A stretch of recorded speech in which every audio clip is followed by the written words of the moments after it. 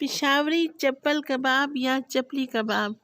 जी हाँ, मज़ेदार सी रेसिपी ये लेके आई हूँ आज मैं आप लोगों के लिए। तो ये बाज़ लोगों से चपली कबाब क्यों टूट जाते हैं या नरम पड़ जाते हैं, तो ये आगे जाके बताऊँगी इंशाल्लाह आप लोगों को। ये एक टिप्स एंड ट्रिक्स है जो आगे जाके आप लोगों को लाजमी बताऊँगी। बिस्मिल्लाहिर्रहमानिर्रहीम। अस्सलाम वालेकुम, मैं हूँ राबिया और आपको वेलकम करती हूँ अपने यूट्यूब चैनल मनपसंद पकवान में। तो खुश रहें, आबाद रहें, जहाँ भी रहें, अल्लाह पाक की अमान में रहें। तो चलते हैं हम अपने किचन में और बनाते हैं मज़ेदार से चपली कबाब। तो यहाँ पे तकरीबन 3 पाव के लगभग मेरे पास कीमा था। ये बीफ का कीमा है, मैंने इसको 2 दफ़ा मशीन में से पिसवा लिया है। अब यहाँ 2 मीडियम साइज़ के प्याज ग्रेटर में मैंने इनको ग्रेट कर लिया था। अब अच्छी तरह से मैं इनको निचोड़ लूँगी ताकि एक कतरा भी पानी का ना रह जाए और कीमे में शामिल कर दूँगी।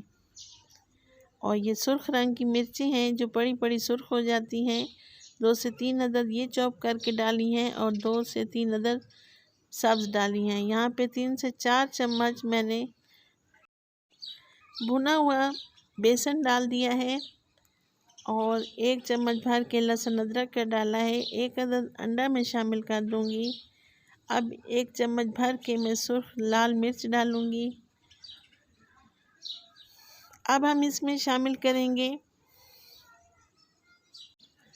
मोटा कुटा हुआ ज़ीरा हाफ़ टी स्पून और मोटी कुटी हुई धनिया मैंने डाली है 2 टेबल स्पून। और इसमें थोड़ा सा गरम मसाला शामिल करूँगी और थोड़ी सी मैं इसमें हल्दी शामिल करूँगी, हाफ़ टी स्पून। तो मोटी कुटी हुई धनिया हम इसलिए डालेंगे कि इनका फ्लेवर बहुत अच्छा आता है। हमने धनिया का पाउडर नहीं डालना, हमने मोटा दरदरा सा धनिया डालना है। अब नमक मैं हस्ब ज़ायक़ा शामिल करूँगी। अब तमाम चीज़ों को मैं हाथों की मदद से मिक्स कर लूँगी। हाथों को मैंने अच्छी तरह से वॉश कर लिया था। तो तकरीबन 5 मिनट में अच्छी तरह से हाथों की मदद से इसकी मिक्सिंग करती रहूँगी।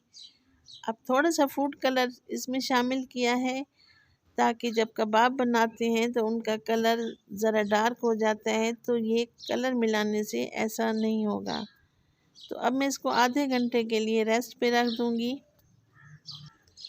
रेसिपी अगर आप लोगों को ज़रा सी भी अच्छी लगे तो लाइक करें, सब्सक्राइब करें और अपनी फैमिली फ्रेंड में भी शेयर किया करें। आप लोगों का बेहद शुक्रिया। तो चपली कबाब बेहद मज़ेदार और टेस्टी बन के तैयार होते हैं। जो बाज़ार से हम लेते हैं उनसे लाख गुना ये बेहतरीन बनेंगे इंशाल्लाह ताला। एक तवा लिया है, इसमें मैंने ऑयल गर्म होने के लिए रख दिया है। अब हम हाथों की मदद से इसको कोई सी भी शेप दे सकते हैं। हम इसको गोलाई की शेप भी दे सकते हैं या हम इसको लंबाई की शेप में भी चपली कबाब बना सकते हैं। ये देखिए मैंने तो इस शेप के बनाए हैं। तो इसी तरह हम इनको हल्की आंच पे फ्राई करेंगे। तकरीबन हम इनको 5 से 6 मिनट अच्छी तरह से फ्राई करेंगे ताकि ये अंदर से कच्चे ना रह जाएं। शुरू में मैंने आपसे कहा था कि मैं आपको बताऊंगी कि किस तरह कबाब टूट जाते हैं। अगर हम प्याज़ों को चॉप करके इसी तरह डाल दें और उनका पानी ना निचोड़ें तो उनके पानी से ये कबाब हमारे टूट जाएंगे। या अगर हम इसमें भुना हुआ बेसन नहीं डालेंगे तो फिर भी हमारे कबाब टूट जाएंगे। तो मैंने तो ये दोनों चीज़ें डाली हैं। इंशाल्लाह ताला हमारे ये बेहतरीन से कबाब बन के रेडी होंगे। आप इसे गरम गरम तंदूर की रोटी या नान और सब चटनी के साथ अपने मेहमानों को सर्व करें। इंशाल्लाह ताला वो आप लोगों की तारीफ़ें करते नहीं थकेंगे। मैंने ये बीफ से तैयार किए हैं, आप मटन से भी तैयार कर सकते हैं। तो देखिए माशाल्लाह से हमारे कबाब बन के तैयार हो चुके हैं। अब हम इसको डिश आउट करते हैं। ये देखिए माशाल्लाह अल्हम्दुलिल्लाह, इनकी लुक आप चेक करें, ये कितने टेस्टी और मज़ेदार लग रहे हैं। तो रेसिपी अगर आप लोगों को ज़रा सी भी अच्छी लगे तो बेल आइकन के बटन को भी प्रेस कर दिया करें ताकि मेरी हर आने वाली वीडियो आप लोगों को बर वक्त मिल सके। तो मज़ेदार से चपली कबाब तैयार हैं। इंशाल्लाह ताला आप लोगों को मेरी रेसिपी बहुत पसंद आएगी। तो राबिया को दें इजाज़त और अपनी दुआओं में भी याद किया करें। खुश रहें, आबाद रहें। अल्लाह निगहबान।